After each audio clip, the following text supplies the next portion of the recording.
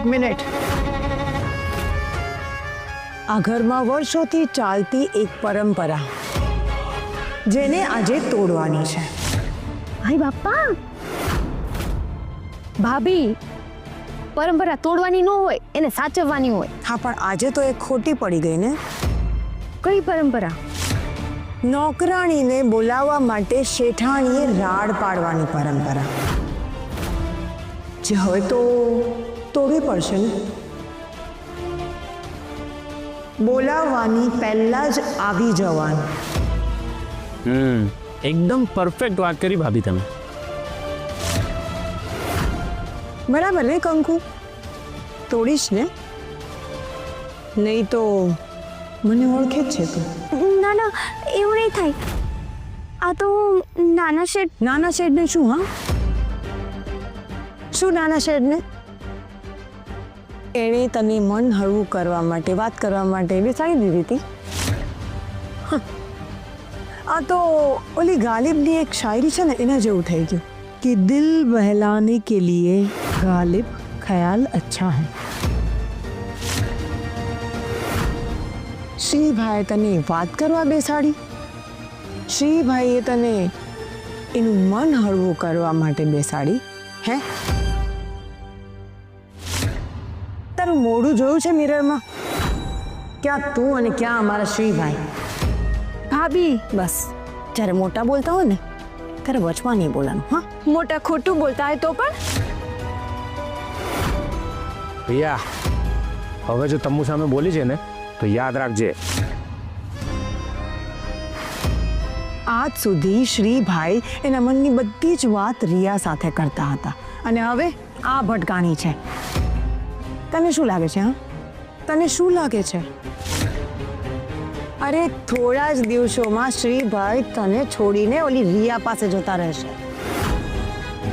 ભાભી પ્લીઝ. તું ચૂપ રે પ્લીઝ. ચૂપ. શું છે તને?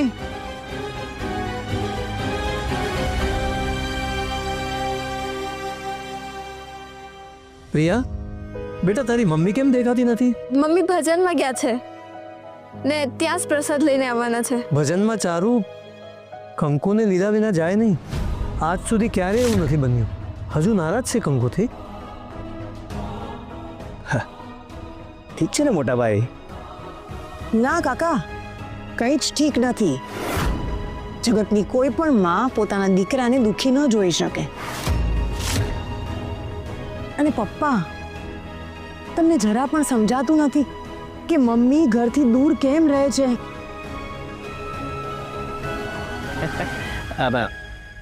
અરે અન્નપૂર્ણા, શું કરે છે? ભૂખ લાગી છે, જમવાનું આપો.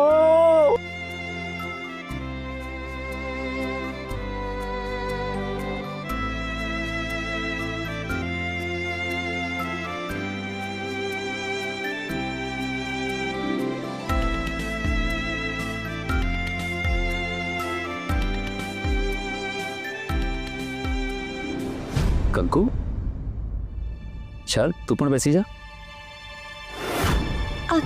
ના ના, તમે બધા જમી લ્યો, હું પછી બેસીશ. પછી શું કામ?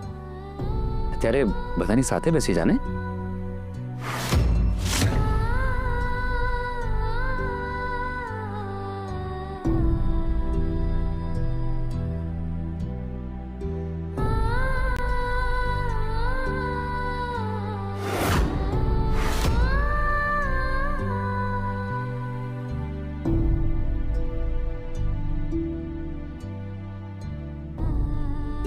કંકુ,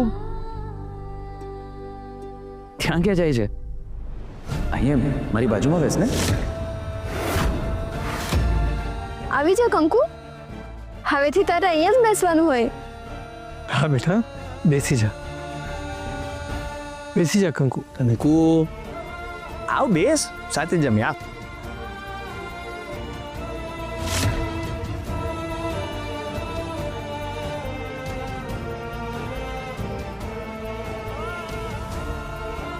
કંકુ,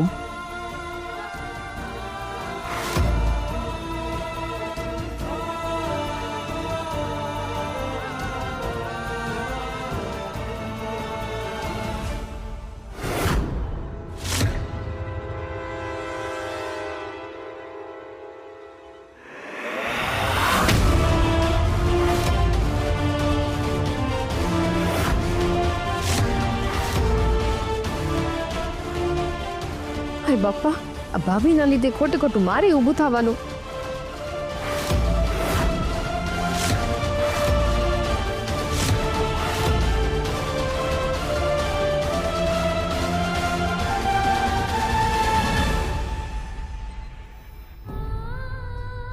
તમે બધે બેસો.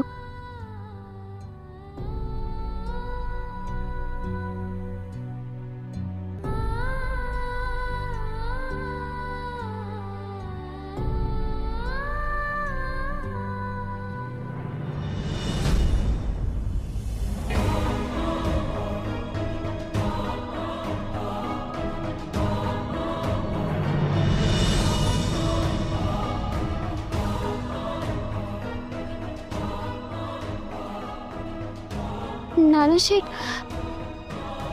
તમે તો ત્યાં બેસો. ના, સાથે જ જમીશું.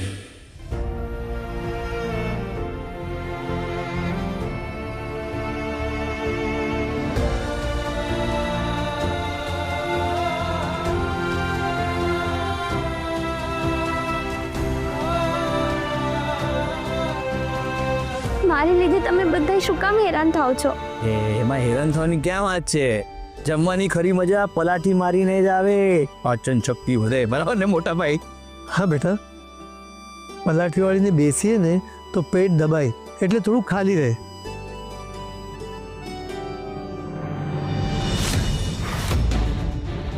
ભાભી એક પરંપરા તોડવા ગયા ને બીજી નવી બંધાઈ ગઈ. છો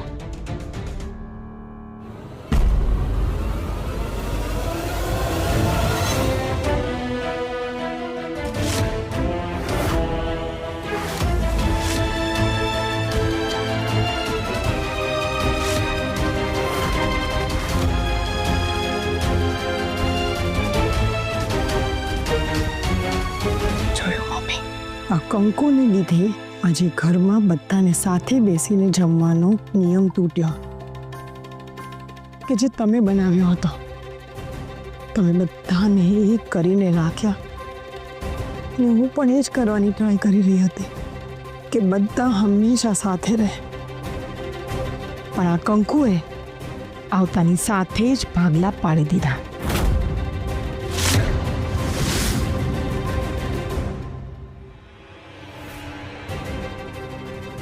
તમારા વહુ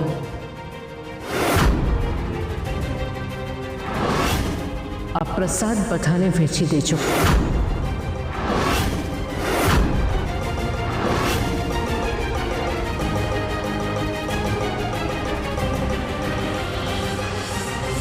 બાપુજી, તમે બધા ઉપર બેસીને જમી લ્યો. બાને બહુ ખરાબ લાગ્યું છે. ખોટી વાતનું ખરાબ લગાડે ને એની ચિંતા નહીં કરવાની. અને કંકુ, હવે તું આ ઘરની વહુ છે એટલે આ ઘરમાં બીજી વહુને જેટલું માન મળે ને એટલું તને પણ મળવું જ જોઈએ.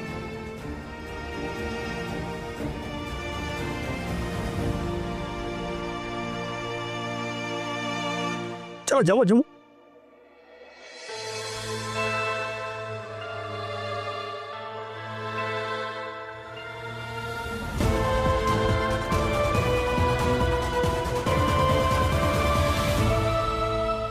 જો કંકુ માટે મમ્મીના મનમાં નફરત વધશે તો જ એ કંકુને ઘરની બહાર કાઢશે. ચાલ તમન્ના, લાગી જા કામ પર. Mummy mummy mummy I am sorry, મને માફ કરી દો મમ્મી. અને તમે ને ઉપર બેસો, ઉપર બેસો. સાંભળો, તમે રડો છો કેમ? શું થયું? બીજું શું કરું મમ્મી? તમે જ કહો રડું નહીં તો બીજું શું કરું? હું આ ઘરની મોટી વહુ છું. તમે બનાવેલા નીતિ નિયમોનું પાલન કરવું મારી ફરજ છે.